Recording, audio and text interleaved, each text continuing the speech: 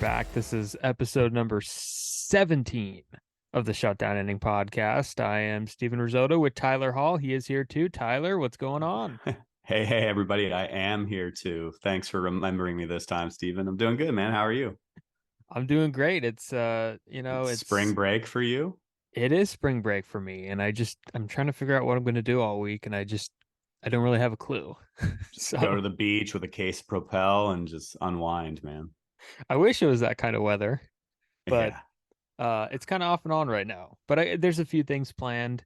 But I'll actually be at Oracle Park on Thursday for the open house, where they invite nice. media. They kind of update what's going on new around the ballpark. Last year they had food and they introduced that beach boardwalk thing under the scoreboard.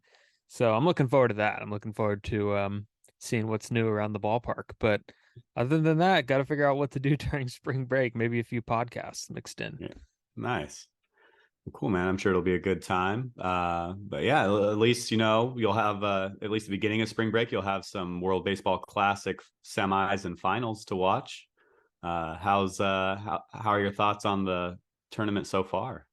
So like I think we might have mentioned it on here, but like the last few years of this, I think 2013, I went to a game in 13. I don't really remember it that much. And then 17, I remember a little bit of it. I definitely watched the finals, I think. But this year I've been locked in on so many different games that have been going on. Um, and the quarterfinals were awesome. I'm excited for the semis, but I think it's such a cool thing that baseball has. And you know, it's being talked about. We're going to get into the controversy and whether people think it really matters, but just kind of on the forefront of it, like it's an awesome event and the energy is Yeah. there. Like, I mean, these countries are having a good time. They bring it, the crowd brings it, these places sell out, it's loud. I Yeah. mean, there's very few things not to like, but I'm excited about the quarterfinals. We'll get into it in just a bit, but have you been keeping up with it too?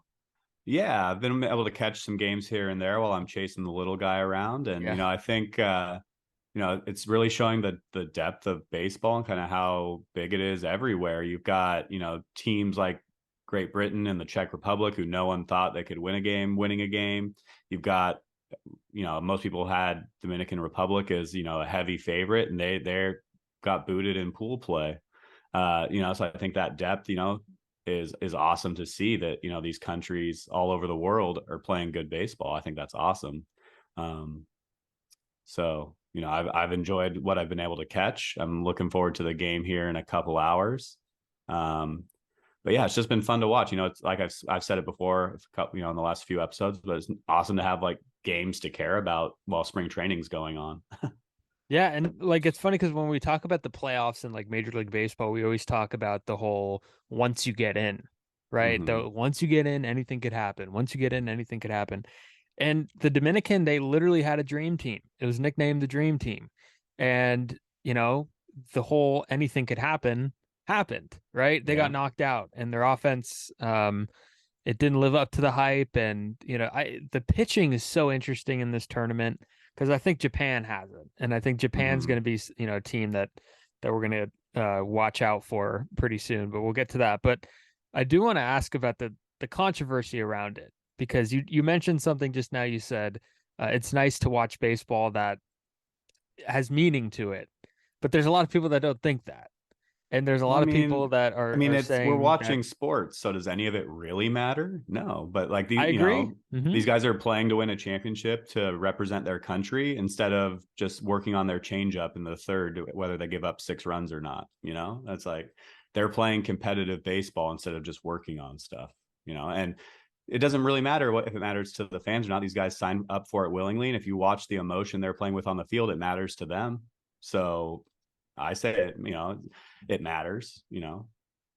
Yeah, and the thing about it is that there's no right time to do this tournament. I know there's been discussion, well, why don't we have it after the season? But, nobody's going to sign up for that. Like, I'm sorry, Yeah. nobody's going to sign up for that.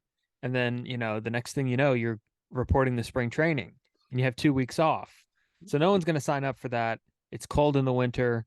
Um, you don't want to Holidays do in the winter. holidays. Yeah, you're going to play during that. Um, but this is the perfect time to do it, I think. You're not going to stop the season in the middle of it. this is the perfect time to do it. And I will say that um, these countries just they back their national team. Like I think it's different for the United States because we got Major League Baseball and not really enough is known about the national team. Like we don't really back the national team in terms of the collegiate stuff that they've done recently. But Puerto Rico, 61% of Puerto Rican households and Puerto Rican TVs were watching the Yeah. WBC. Like it's a big deal. And like one thing that Well, makes like so I think part of it for the yeah, U.S. is they don't have a national team of like these guys that are together all the time. Some of these national teams for these other exactly. countries, they play ball all the time together. Like, and so fan bases from other countries, they know who's on their team. They followed their team playing other tournaments and whatnot. So they're more invested in like the squad itself instead of like the country or the individual players on it. They take it way more seriously. 100%. They take it way more seriously. And not that, the US has an unbelievable lineup. And you could twiddle your thumbs with the pitching staff and pick and choose what the spottiness you see there, but um my like the most interesting thing about the WBC in my mind is that there's where was I going with that? I was going to say something about the Team Dominican paralleling with um I just lost my entire train of thought. It's all good. Yeah, no, it But yeah, I happens mean, from I time to mean, time. I think it varies from country to country how important they see it, or Hmm. how invested they are. And so I think it's easy for a lot of like you said, we're here in the States, we get Major League Baseball for 6-7 months out of the year, so we're a little spoiled in that respect. Hmm. And so just because it's not really important to a lot of American baseball fans doesn't mean it's not important to the other 15 countries who are Hmm. part of this tournament. Yeah, that's what I was going to say. Did you see the video of Ken Rosenthal interviewing Mike Trout? Or it might have been JP Morosi, and it went viral. And Mike Trout said it's the funnest time he's ever had playing baseball. And everybody was so quick to say, "Oh, it's because he's an Angel, and the Angels don't make it to the playoffs every year." But this is a group that Trout But I is. think Trey Turner even said that after his Mhm. home run last night. He said this is the most fun he's ever had. He's won World Series. He's won a World Series. He's hit home runs in the playoffs. I mean, he said it's the most loud he's ever heard it. And I I don't mean, know if you saw the video with Team Dominican. They said, "What's more meaningful, this or the World Series?" And all of them said, the World Baseball Classic. There's something yeah, I different think to I think to. part of it is that's what they're playing right now. So yeah, it's Mhm. important. But I think yeah, it is important. And I just lost my train of thought, Steven. Yeah, there's Go. just something different about like wearing your country on your shirt Hmm. or on your jersey, and Yeah, especially the Hispanic countries. Like Cuba is such a big deal because Cuba, for the first time ever in this tournament, they're letting guys that have defected play for them. hmm And it's important for Cuba to be representing themselves and representing the rich baseball they have there, and it's important for Venezuela and Dominican because every country has something going on. But the yeah, fact that baseball is a constant in a lot of them, yeah. and you mentioned the Great Britain and the Czech Republic, like there might be a 12-year-old watching these games in Britain and thinking about picking up a baseball bat and playing baseball. Like that's what Yeah. this stuff could do. Yeah. My thought that I lost for a second there was I think part of the reason why some of the American players love it so much is they're getting to play with guys they don't really get to play with Mhm. ever. Maybe at the All-Star game, but you're there for like a day and a half and then you're back to your regular team. This is like the All-Star game on steroids for them. Mike Trout gets to play with Nolan Arenado and Paul Goldschmidt and all these guys. They get to hang out and play baseball together for a few weeks, and so I'm sure that is really cool, and they're all competitive guys, so they want to be like the best guy on the squad too. And so I could see why it fires them up and why they enjoy it. And like you said, just being able to put on a USA jersey instead of an Angels jersey or a Cardinals jersey or whoever Mhm. your major league team is, it hits a little different. Yeah, the people that are saying it doesn't matter and it's just an exhibition and it's a meaningless game are the most tone deaf human beings on the planet. They literally have Yeah. no idea about like any self-awareness about what's going on. They're stuck in their own little shell and they One. don't understand anything outside of like American baseball. Like it Yeah. it was electric, the atmosphere, the players are into it. I mean, I just can't believe anybody would even take that other side. I saw a really cool clip on I forget who shared it, but basically the whole Team USA was on the batting cage because their hitting coach, Ken Griffey Jr., was taking batting That's practice. awesome. So it's like it's not, they're getting coached by legends, and there's this whole so many different levels to it. But so so yeah, it's definitely important, but it also impacts Major League Baseball, and we've had a few big injuries in the Yeah. Classic, which I think we need to talk about as well. I think Freddie Freeman was the first injury. I think he had like some hamstring issue. They're saying he'll be back by opening day, so hopefully, so that's a good thing, unless you're a Giants fan. But the big ones are Edwin Diaz is probably done for the year, and Altuve got hit in I think it ended up being his wrist. A lot of people thought it was his hand at first, or I've seen wrist and hand, but he's going to be missing at least a few months. So there is that wrinkle to it too, and I think that's where a lot of people have been jumping in, saying, "Well, they're playing for games that aren't important or that don't matter." But if you think about it, I mean, guys can get hit in the hand during spring training. If Giants Hmm. fans listening, Bumgarner got hit by a line drive in the last spring training game a few years back and missed some of the year. Edwin Diaz wasn't even a baseball injury. He was celebrating. You could blow out your knee anywhere. It's unfortunate. But I'm just saying it's not like it was because he like threw out his arm because his arm wasn't ready for the World Baseball Classic. Um, Hmm. I mean, it's a slippery slope to get down. Like, there's no ideal time to get injured. Guys are going to get injured no matter what because they're playing highly competitive, baseball. It's going to happen. So it's all unfortunate. But I mean, you can pick and choose your argument on either side and make it a valid argument towards it. What are your thoughts on all these injuries and that whole little wrinkle to it? Yeah, it just doesn't yeah. I don't, it does. And I hate to say it, but the Edwin Diaz injury was the big one. Obviously he's celebrating with Team Puerto Rico after a win, and the mood turns sour when he's on the ground. And does it taint the tournament? It might actually. I don't know what the repercussions are going to be. I think it's too early to say, but should it? Absolutely not. I think you hit the nail on the head with every point you said there. A a uh, a a torn knee is not an injury that is just, it's not something that, in the way that it happened, the New York Mets a few years ago, they were practicing celebrating the final out of the World Series in spring training. So it could have happened in spring training with Edwin Diaz jumping up and down during a dry drill. And Altuve could have gotten hit by a pitch in spring training. So are injuries in the WBC all of a sudden worse than if they were to happen in spring training? Like I don't understand it. And like I'm sure nobody Yeah, feels as bad at, the team that he's representing. Like, for example, let's use Freeman as an example. Team Canada's entire goal is to send Freeman back to the Los Angeles Dodgers healthy. Mark DeRosa has been saying it this whole time. Our goal, Team USA, we want to get them back to their parent club healthy. They're trying everything they can. Their pitching is so limited on these games. Against Canada, they had like three guys available the entire night. Three yeah, guys. Like, luckily Lance Lynn went 6 innings, and luckily they had the mercy rule. If not, I don't yeah. know what they would have done pitching wise. So it's so protective of these guys. And when something does happen, it is a little bit of a, diminish. But it shouldn't be, because this stuff could Yeah. have happened in spring And, training and with and the the other thing that I like to point out is, no one's forced to represent their country. Mhm. They volunteer to do it. Sometimes they're asked and they accept, but no one's forcing them to do it.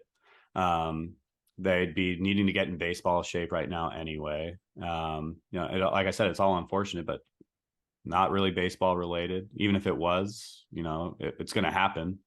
And guys get hurt doing all kinds of crazy stuff. Like, guys have gotten injured carrying their luggage. So like, are we Mhm. gonna, okay, guys can't carry luggage during the season or any time because they could tear a rotator cuff lifting a heavy bag? Or if you're Jeremy Affeldt, you can't use a butter knife at home. Like, what are we doing here? Like, Mhm. these guys are all world class athletes. They're all in great shape. If Sometimes, you're and they worried get about hurt. Jose Altuve, breaking his wrist by getting hit by a pitch, then, might as well just not even play him until opening day. Right? Yeah, Don't even play him in spring training, because spring training apparently, and it is an exhibition. So technically, for the people that say WBC doesn't matter, they're the same ones that are saying that these injuries are tainting the WBC. So the WCL was the league that I played in high school. The WBC in spring training, according to them, have the same significance, right? So why is it that when an injury happens in the WBC, it's scoffed upon, but when an injury, like if Altuve were to get hurt in spring training, nobody would care. Like, oh, Yeah. I can't draft him in my fantasy league. It's sad. He's one of the best second basemen in the league, but nobody would have the outpouring effect that we've had from this injury in the WBC. Yeah, I agree. Like I said, it sucks that it happens because I want to see, I want to hear the trumpets at Yeah. its Mm-hmm. field, and I see, Altuve playing second base for the Astros, but it's going to happen. So, and it's unfortunate, but it's part of the game, and I agree with what you said as well. Um, but yeah, so we do have the semis and the finals coming up tonight or this afternoon if you're on the West Coast. Team USA versus Cuba. Um, I guess I do want to touch on, I know you do too, how Team USA got here. That Mm-hmm. speaking of the electric environment and do these guys care? Like watching Trey Turner hit that home run last night and him, celebrating and just so pumped running the bases. It was awesome. That was one of the coolest things that I've seen as a baseball fan. I mean, US had a lead in that game and they blew it because Daniel Bard, the reliever for the Rockies, had given up some runs, and it wasn't in a great conventional way. He was throwing wild pitches, balls to the backstop. He hit Altuve. Um, he did not have a good outing. It was a horrendous outing. Yeah. And for the United States to load the bases like they did, and for an 0-2 pitch to Trey Turner to be that horrible, and Yeah. like right when he swung the bat, I was like, no way. I audibly said no way, and Yeah. It was it like, left the ballpark. It was and the entire dugout came out. I mean, it was such a big moment for the United States. yeah, I saw a really cool clip that John Boy did, kind of showing the home run and then the celebration. And, they show him like when he's running down, jumping down the first baseline, like pumping up the dugout. And you see like Schwarber pumped up in the dugout, jumping over the rail. You Mm-hmm. see, Arenado freaking out. Mookie was on deck and he's like stoked out of his mind. Then he comes into the dugout and it's like DeRosa, Ken Griffey Jr., Adam Wainwright. Like everyone was so into it. It was really fun to watch. Yeah, and like we said before, best players in the country, they're like little kids, I mean, Yeah. because it's the atmosphere to do it. Baseball is becoming a world game, and they're looking at the energy that Venezuela's brought to the table, in a heavily Latin populated city like Miami. In the US, honestly, I don't know if it was a home field advantage for the US, Yeah. because the how loud it was, the electricity there all weekend long, or all week long. And the United States in that moment, I think, really truly matched the energy that Venezuela, because Venezuela had a big strikeout the inning before Hmm. that lit the place up. And the United States, they answered back and they did it in a huge way. But I'm excited for these semi games. I mean, US versus Cuba. Cuba's obviously got to play with a chip on their shoulder in that one. Yeah. And then Japan, I think, is the team that not a lot of people have seen so far. Like I haven't caught in a lot of those games that were played at the Tokyo Dome, but um, I mean, they arguably have the pitching. They got all their aces going. Yeah, I And mean, then I mean, they're deep starting wise anyway, but I'm Mhm. interested to see, do they throw Otani tomorrow or do they save him and hope they win and throw him in the final? That's a good question. Yeah, and Because they they've got had that a kid couple days off Sasaki too, too. so I think they Yeah, could pretty much go with anybody they want tomorrow. So it's how do you want to play it? yeah, and then Mexico on the other side. So, um, it's exciting, and I'm glad that this is all national TV. And Fox has done a good job with the broadcast. They've feeded it through the MLB Network feed. Dave Fleming, shout out to Flem, he's done a great job. Hi, Um, Dave Fleming. Dave Fleming, Cuba. Yeah, it's been great. It's been great. So I mean, I love the tournament, and I think a lot of people who maybe have never experienced the tournament or don't remember it from last time because it's been a while. Pandemic Yeah. kind of halted things. It's nice to see it come back in big form. Yeah, absolutely. So hopefully if you're listening, by the time you hear this, the USA game will have already happened for sure. But Yep. hopefully you got to catch the game. Hopefully it'll be entertaining. I'm sure it will be, and hopefully we have a USA team in the final on Tuesday. And shout out to Randy Rosarena real quick before we move off to WBC. He's been killing it for Team Mexico.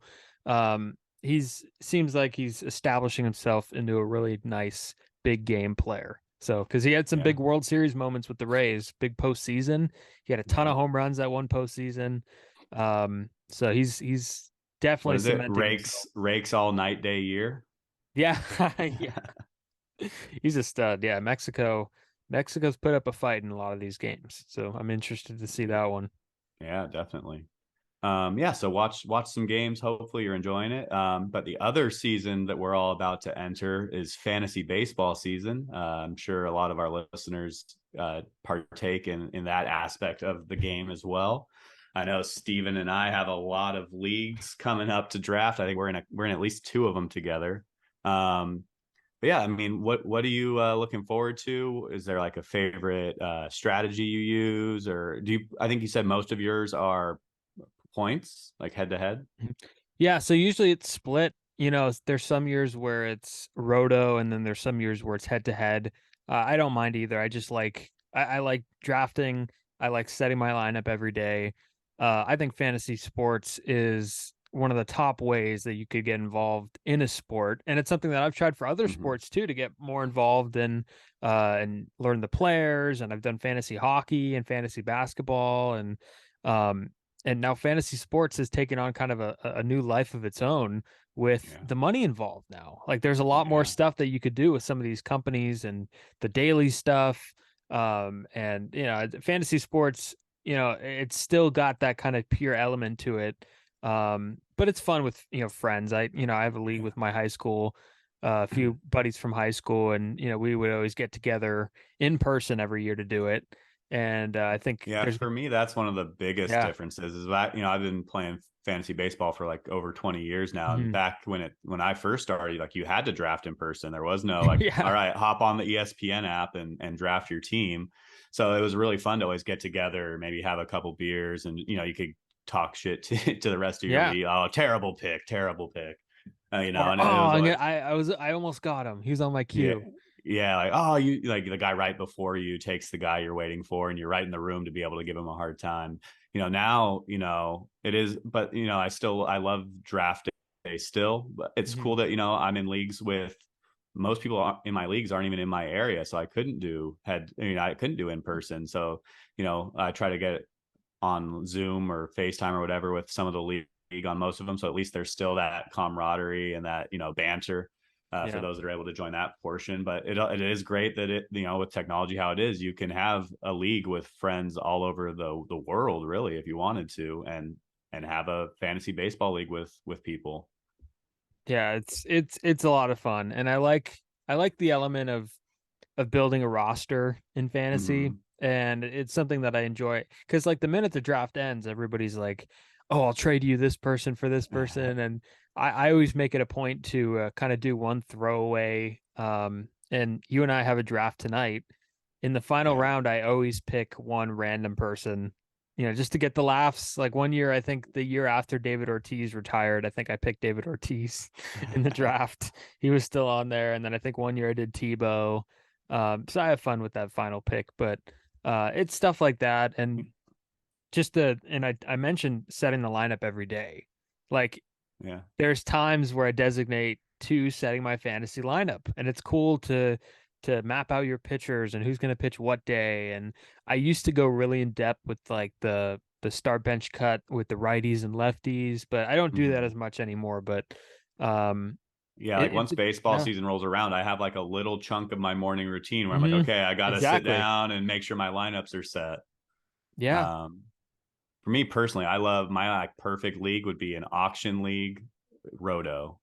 hmm Those are my favorite. Like auction league, I love auctions because you can get any player you want if you want to spend the money on them. It's not like you have to worry about a snake draft and where your random draft order is. If you want Otani, you can drop however much you want to get him, and that'll just hinder you in other areas. Or there's the whole like in auctions, some people do the stars and scrubs where they're going to spend like three or four heavy on 3 or 4 guys, and then just fill in with whoever they can get down the line for your other positions. hmm And then I like Roto because you have to draft a well-rounded team.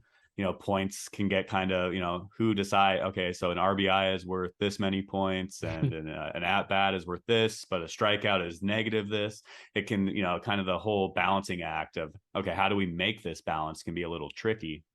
Roto, it's balanced just by its very nature. You have to have a well-rounded team in most aspects. You might be able to like punt one or two categories if you're heavy on all the other ones, but you need to have that well-rounded team. So that's what I love. And also, like, do you do any keeper leagues? No, so this year is actually the first experience that I've had with keeper leagues. So shout out to our Giants chatter crew. We're doing a Giants chatter league, and they have keepers this year. And I haven't looked into who I'm going to keep or who I'm going to protect, but we'll have to see. Yeah. I mean, because keepers, there's a whole different. I know the Giants chatter is just like a snake draft. So it's like, who's the best guy on your team that you want to keep? And there's obviously some thought process involved there, Yeah. like position or what kind of year they're coming off of. And then I've been in some keeper leagues on like the auction league where, you can keep a guy, but their value goes up by like 1.5 from what you drafted them last year. So if you draft Trout for like $75, do you want to keep him for like 110 next year? Mm-hmm. Probably not. So there adds a lot of strategy. And then, it's not full keeper. The league that my main money league where we do 4 keepers, there's a limit to how many times you can keep a guy.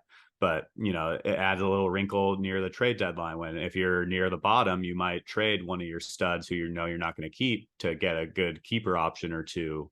And then if you're doing well, you might trade a guy who is a solid keeper option to, like last year. I told Steven before we recorded, I traded Tatis because I got him really cheap in my draft, but he obviously wasn't going to play with his suspension. So I flipped him for Ohtani at the trade deadline, and he carried me to the podium. And so there's a lot of different wrinkles, and that's just my preferences. I know everyone, as long as you're in a league that you're enjoying, like that's awesome. I think it just helps build, it makes, not just baseball, like you said, fantasy sports are so huge now where like Mm-hmm. you're not just sticking to like, okay, I watch the Giants, so I'll see who they play and and that I'll know who, Paul Goldschmidt is from his 6 games against the Giants this year. You have to stay up on who's this guy on the Pirates that's coming up, like O'Neill Cruz or something, guys like that. You have to be, it helps you kind of know all the players around baseball. It's awesome. And this might be the year where I start listening to and reading all those, like, because I walked into the store yesterday and I saw a magazine, and it was from The Athletic, and it was like the fantasy advice I've magazine. heard And that one's awesome. I have never seen it. I've seen some of the articles online on theathletic.com, but I've not seen the guide. And there used to be a brand that I used to get with the guide. I forgot what the brand's called. I'll have to send it to you, but because I have a guide from like 2013, and I think this year Logan Webb was on the cover, if I'm not mistaken. Nice. Um, and I always used to look at the rankings of how these fantasy players are ranked, and I always used to be confused at why is this guy so far up the list? Like this year, Trey Turner is very highly ranked on ESPN.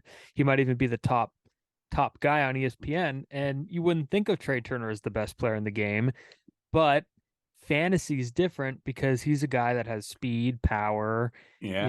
And that's and a he, thing too with yeah, like a guy's ranking could depend on what kind of league you're in, you know? exactly. And how many points, and what the pointing, the pointing system is, and Mhm. um, Yeah, you know, there's some websites where you can punch in like your whole league's scoring, and I usually don't do this too much just because I don't have the time. But you can punch in like your whole league scoring structure, and it'll give you what their rankings would be using that point structure. oh, interesting.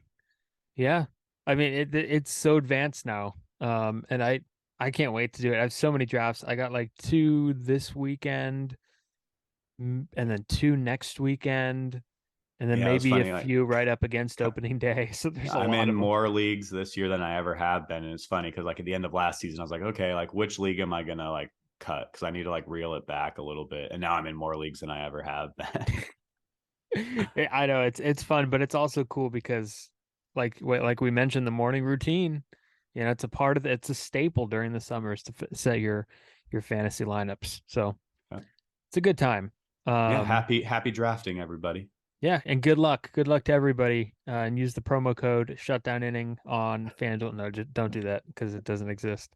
But Yeah, we could find a way to do that one day. Brought to you yeah. by FanDuel. if we want to get into that business. Um, Speaking of a good time, Sergio Romo was always a good time in San Francisco. You like that transition? Um, Love it. Three-time World Series champ, a guy who I believe and Andy Baggerly mentioned has appeared in more games at Oracle Park than any other pitcher. So Yeah. he is the leading appearances guy for any pitcher in the history of the ballpark. And the Giants have signed him.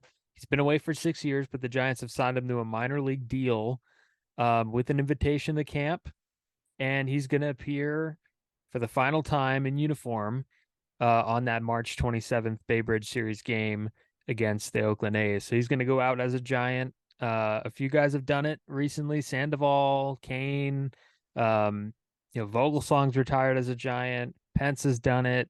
Everybody's kind of had their day, and this is Romo's opportunity. And I know he's near and dear to your heart, Tyler. So when you Yeah. first I saw mean, this, what were you thinking? my first thought was that's what's up, Yes. He's one of my five favorite Giants of my lifetime that I've seen play. I think I've talked about him a few times on the pod before, but I just always liked him. He's people have always told me that they feel like we have like a similar personality. We're kind of laid back, but I just always liked him because he was, he's a little fiery, and I think it's awesome that they're bringing him back. It shows a lot about like how Giants fans love their players because he was a bullpen guy. He was a closer for a year or two, but he was just a cog in the bullpen. Shout out to the core four, and Mhm. you know even though he, like you said, he's been gone for like 6 years, he bounced around quite a bit. Not even just Giants fans, but most baseball fans, when you hear the name Sergio Romo, you think San Francisco Giants.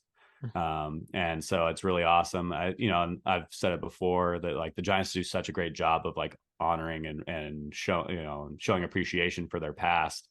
And he was an impactful player for the Giants for a long, long time. And it's awesome that they're giving him that opportunity to come back, put on the orange and black one more time. He's the reason why after every Giants win, I tweet, "That's what's up." And so I'm stoked. I'm bummed I can't be at the game. I was telling Steven I have to fly out on a business trip the next morning, so I won't be able to jet down there to get to the game, but I'll be definitely watching.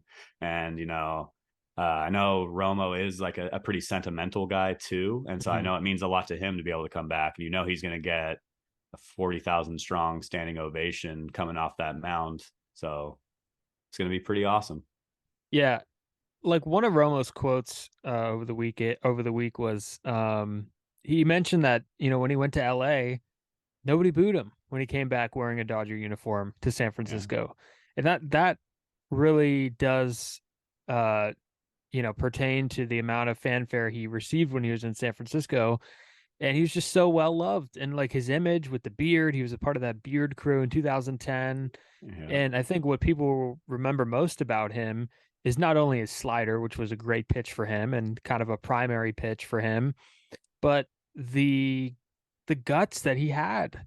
Like, people talk yeah, about like, oh, that guy's balls. Romo had balls. Like yeah, seriously. I mean, this guy was one of the most fierce competitors. He wasn't going to overpower you with anything he had. He was 5'8", 5'9" ish. Um, Small guy, right? Didn't have the yeah, explosive 98, 99, but he had the competitive spirit that, yeah, high leverage relief guys need.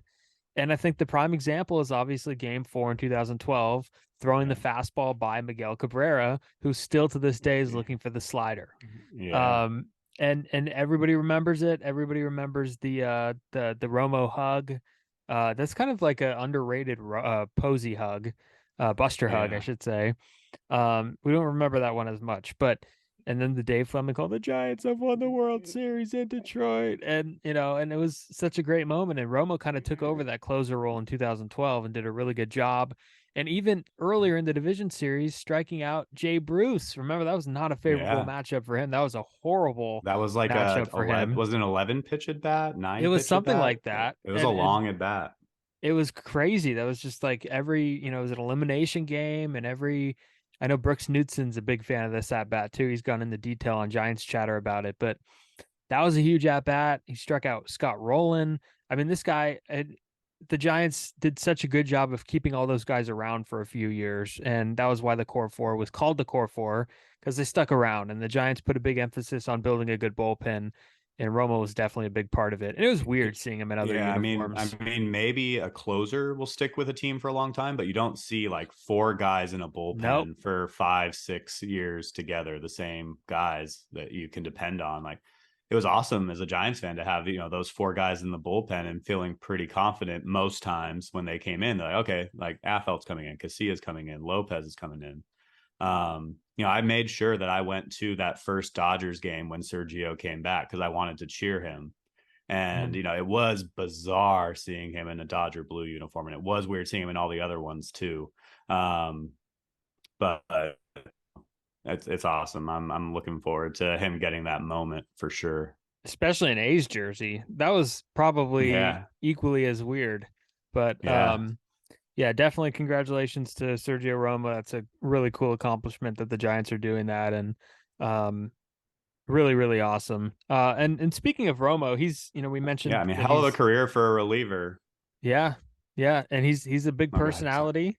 The Giants have had big personalities, so it got us thinking, okay, now that, we know Romo's gonna retire as a Giant now, who are some of the other big baseball personalities and memorable personalities that we could think of? And I know that we've been doing kind of the list trends recently on this show.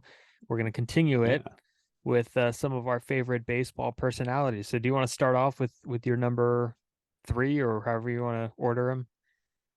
Yeah, so I'm going to throw out two honorable mentions. Manny Ramirez, he was just always Good, fun to watch. He nice. was obviously a personality. Like, I love that play of him running back to the warning track, catching the ball, running up the fence, high fiving the fan, and then throwing the ball back in and getting a double play. Aubrey Huff was the Um, base runner.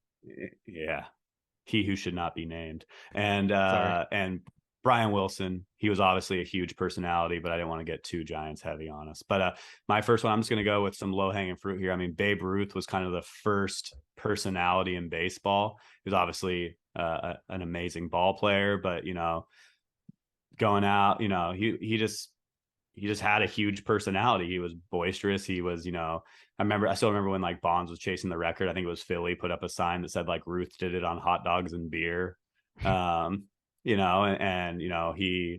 also, really good with kids. He did a lot of like work with kids, visiting kids. He just a huge personality. Not a lot of footage or anything, of course, to reflect back on it. But we've all heard some stories. I'm sure some of them are embellished, but especially going back and thinking like I feel like Ruth is probably the first like major personality, not just the best player, but like the first personality that in the history of baseball.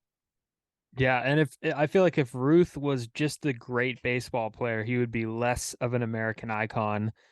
Like if he was just a plain guy with like no personality and he didn't put himself out there, maybe I don't Yeah. know what it would look like, but yeah, no, definitely a big personality. That's a good one, for sure. I'm gonna go with Yogi Berra for this one, and you're gonna laugh at me. You know what I'm Back to reaching? the bookshelf. Here we Going to the go. bookshelf. Here it is. Just got this one. I know you can't really see it well, Oh, you but just got it? yes, for New Christmas edition? this past year, I did not read it yet. So, um, Nice. the Yogi book, and there's nobody more quotable in the game of baseball than No. Yogi Berra. My back 20 some years ago, my senior quote was the game is 90% mental, the other half is physical. I love that one, and I also love the one where it's like, if there's a fork in the road, take it. So, Yeah. Did you uh, ever hear the story to that? Like why he said that? Like it no, made I sense to haven't. him.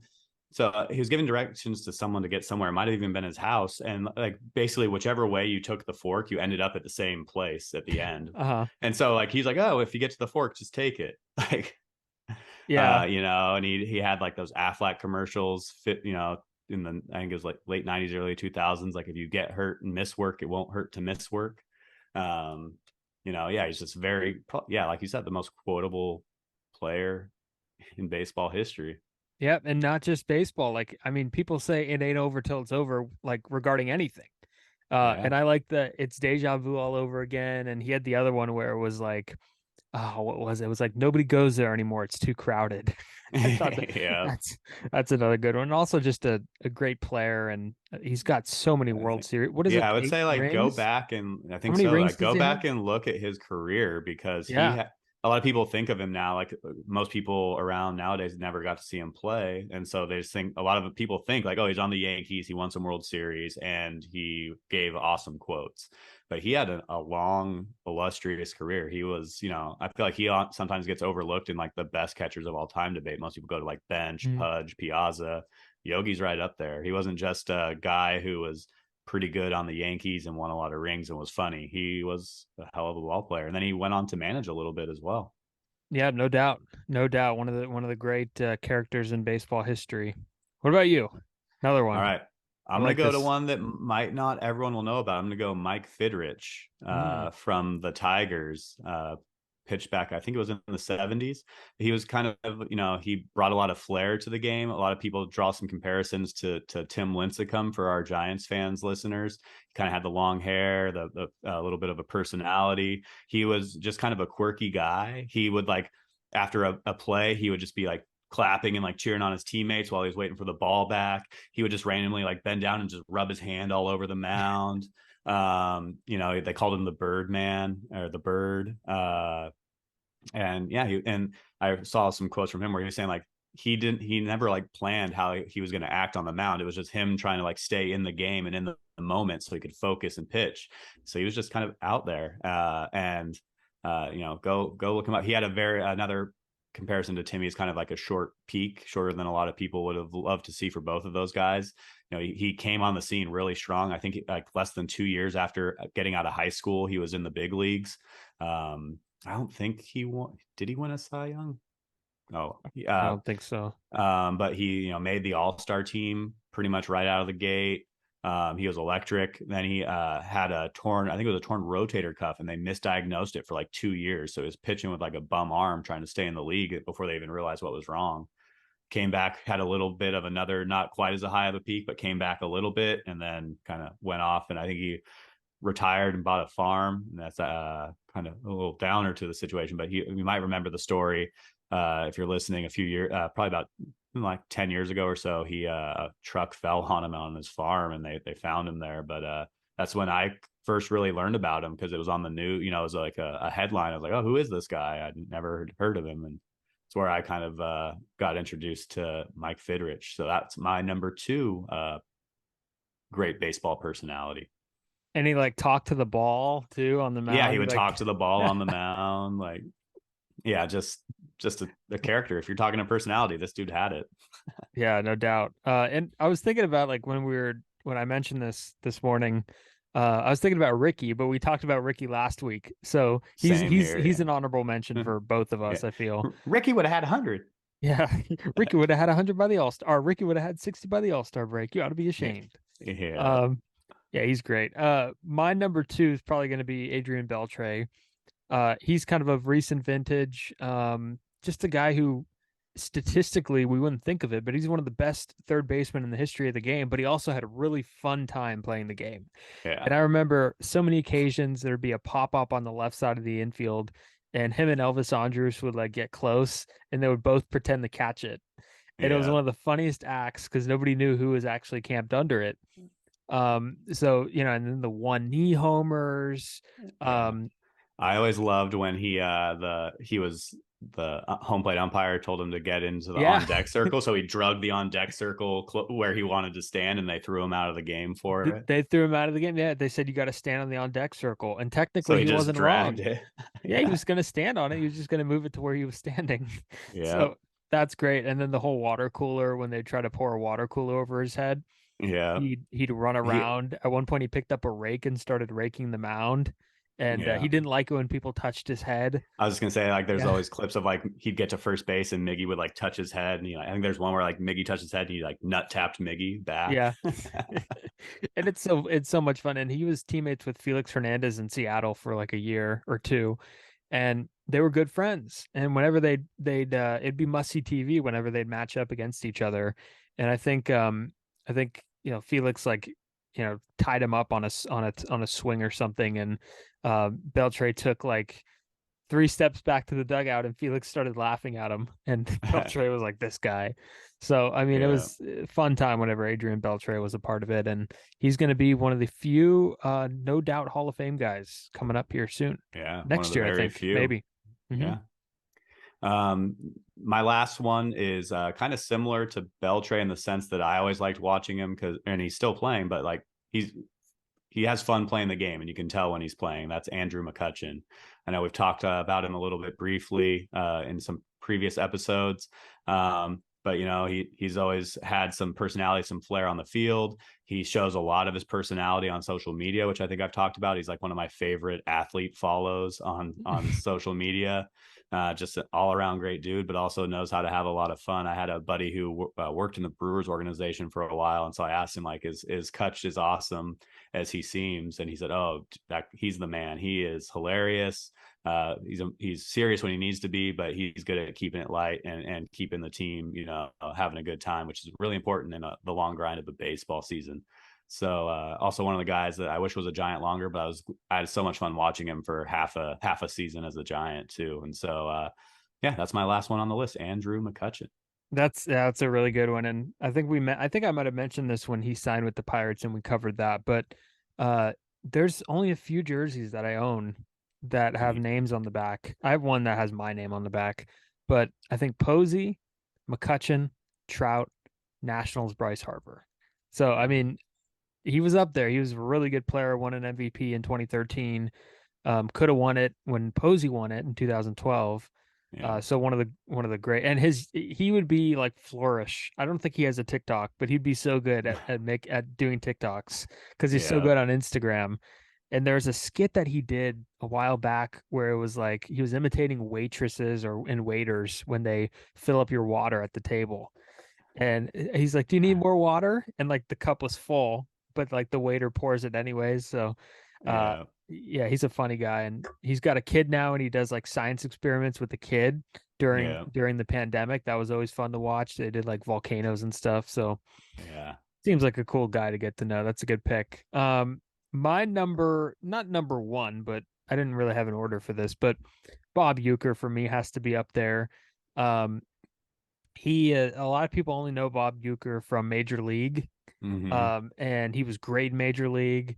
What was his name? Harry. Oh, man, I can't This is like remember. one of your favorite movies ever. You should It know, man. is. It is, and I'm blanking. Harry Doyle. It's Harry Doyle. Harry Doyle here, and then he had the famous line, "Just a bit outside." He Yeah. tried the corner and missed. But he's also been the voice of the Brewers for a long time, and he had those Johnny Carson spots back in the day. He had a TV Yeah. show.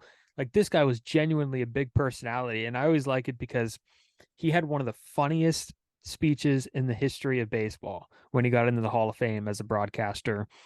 Go back tonight, Tyler, and anybody listening, and watch his Hall of Fame speech from the when he got inducted, probably about 15 years ago. It was incredible. All the Hall of Famers behind him, Willie Mays, McCovey, all those guys were all laughing. They were teary eyed. It was hilarious. Everything about it. He told his whole life story, and he always jokes because he had like 2 home runs off Koufax or something, and he's like, that alone should have got me in the Hall of Fame. And it's like, Yeah. and he always jokes how like they paid him under the minimum. Um, Yeah. and there's a story that Tim McCarver used to tell. Tim McCarver, rest in peace, where before one of the World Series games, there was like a youth, um, I don't know if it was a choir or a youth marching band that they had that was going to do the national anthem, and uh, Bob Uecker took one of the tubas and brought it to Shag in left field with him, and he caught one of the balls with the tubas, and he had to pay for the damages and everything. And that's one of the great stories too. And there's another one where he was Phil Niekro's personal catcher, and Phil Niekro threw a knuckleball, and one time Phil Niekro's parents were in attendance, and they were sitting right behind the plate, and and Bob Uecker said that he saw Phil Niekro's parents more that day than Phil had the whole weekend because he was chasing Chasing the the ball to the knuckleball. backstop. That's awesome. So Yeah, I'm glad we got like a Yeah, non-player on there. And we've talked before at length a bit about how important, broadcasters are to the game of baseball. And so I'm glad that's an awesome pick, man. I'm glad we got a non-player in there too. yeah. So many stories like that. But yeah, watch the Hall of Fame thing. That's awesome. It's hilarious. So, because I know you're a big comedy guy. So I am. yes, you'd like it. Yeah. Um, So that's our list for this week. yeah, think we shut it down again.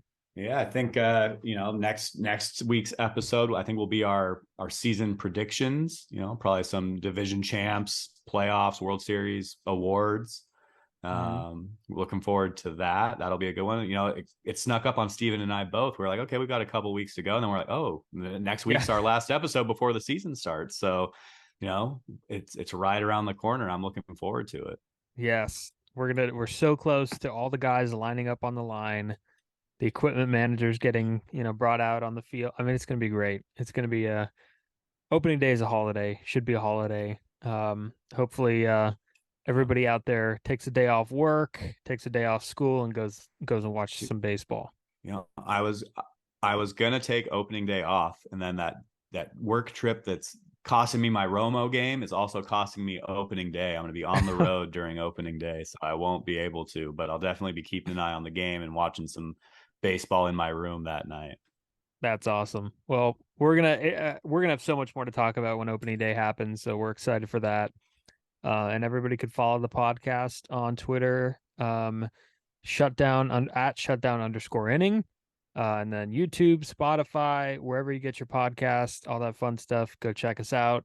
Tyler and I will be with you through all 162 and the postseason. It's going to be great. Our first full season of the Shutdown Inning Podcast.